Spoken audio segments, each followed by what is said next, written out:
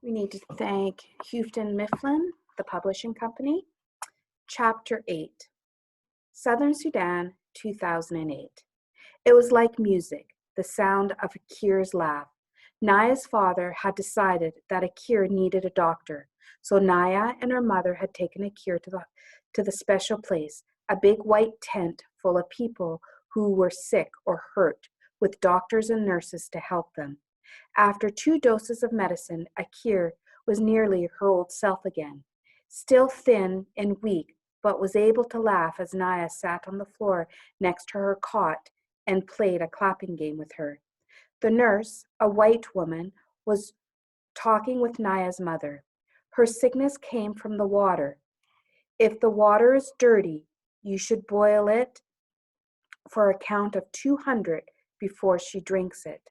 Naya's mother nodded that she understood, but Naya could see the worry in her eyes. The water from the holes in the lake bed could be collected only in tiny amounts. If her mother tried to boil such a small amount, the pot would be dry long before they could count to 200. It was a good thing then that they would soon be returning to the village. The water that Naya fetched from the pond in a plastic jug could be boiled before they drank it. But what about next year at the camp? And the year after that? And even at home?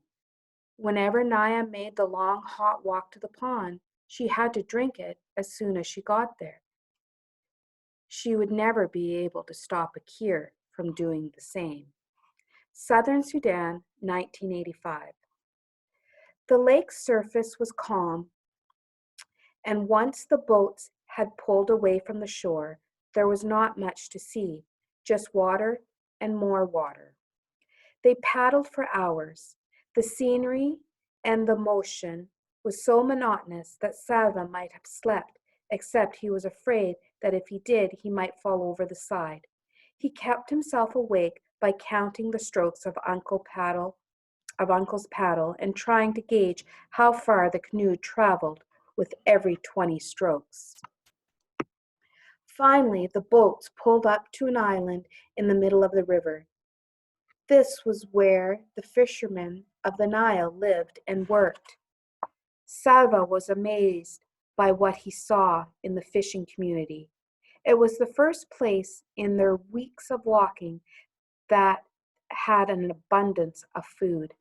The villagers ate a lot of fish, of course, and hippo and crocodile meat as well. But even more impressive were the number of crops they grew: cassava, sugarcane, yams. It was easy to grow food where there was a whole river to water the crops. None of the travelers had money or anything of value to trade, so they had to beg for food. The exception was Uncle. The fisherman gave him food without having to be asked. Salva could not tell if it was because Uncle seemed to be the leader of the group or because if they were afraid of his gun. Uncle shared his food with Salva, a piece of sugar cane to suck on right away, then fish that they had cooked over fire and yams roasted in the ashes. The sugarcane juice soothed the sharpest edge of Salva's hunger. He was able to eat the rest of the meal slowly, making each bite last a long time. At home, Salva had never been hungry. His family owned many cattle. They were among the better off families in their village of Launarik. They ate mostly porridge made from sorghum and milk. Every so often, his father went to the marketplace by bicycle and brought home bags of beans and rice. These had been grown elsewhere because few crops could be raised in the dry semi-desert region of Launarik. As a special treat, his father sometimes brought mangoes. A bag of mangoes was awkward to carry, especially when the bicycle was already loaded with other goods. So he wedged the mangoes into the spokes of his bicycle wheels. When Salva ran to greet him, he could see the green-skinned mangoes spinning gaily in a blur as his father pedaled. Salva would take a mango from the spokes almost before his father had dismounted. His mother would peel it for him, its juicy insides the same color as her headscarf. She would slice the flesh away from the big flat seed. Salva loved the sweet slices, but his favorite part was the seed. There was always plenty of fruit that clung stubbornly to the seed. He would nibble and suck at it to get every last shred, making it last for hours.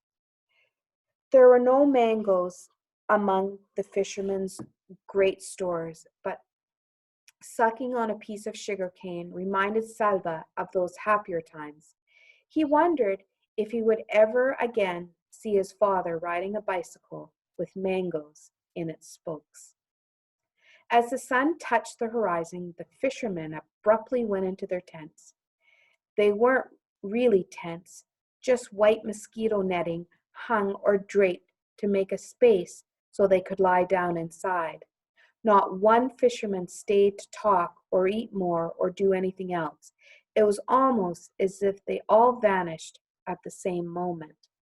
Only a few minutes later, mosquitoes rose up from the water, from the reeds, from everywhere. Huge dark clouds of them appeared, their high-pitched whine filling the air.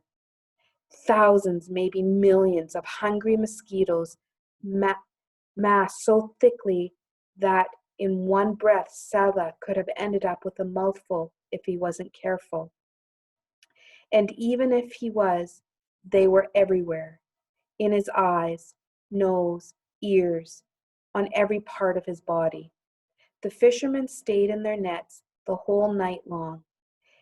They had even dug channels from inside the nets to just beyond them so they could urinate without having to leave their little tents. It didn't matter how often Salva swatted at the mosquitoes or that one swat killed dozens at a time. For every one he killed, it seemed that hundreds more swarmed to take its place. With their high singing whine constantly in his ears, Salva slapped and waved at them in frustration all night long. No one in the group got any sleep. The mosquitoes made sure of that. In the morning, Salva was covered with bites. The worst ones were in the exact middle of his back, where he couldn't reach to scratch. Those he could reach, though, he scratched until they bled. The travelers got into the boats one more time to paddle from the island to the other side of the Nile.